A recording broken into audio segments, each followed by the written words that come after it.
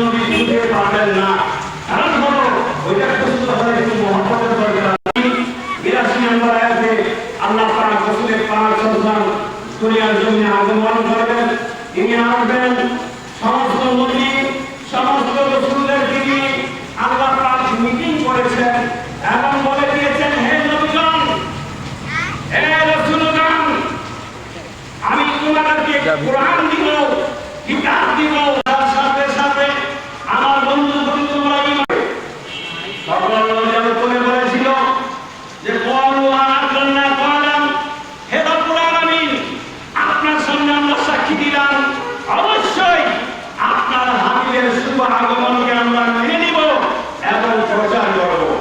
মহান রব্বুল আলামিন বলেন, আমিও সাক্ষী রইলাম, তোমরাও সাক্ষী থাকো, আমার বন্ধুর শুভ আগমনকে তোমরা মেনে নিবে।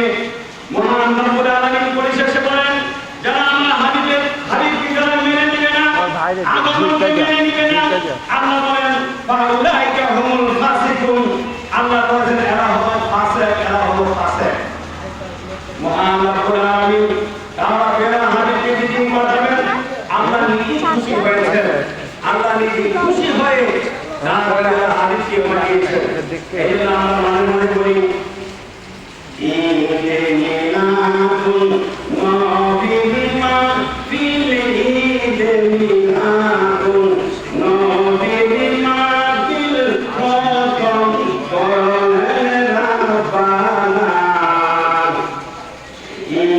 ঈমানদারগণ জুলুস করনা ঈদ-এ-মিলাদুন নবীমা ফিল ঈদ-এ-মিলাদুন নবীমা ফিল প্রথম করলে রাব্বানা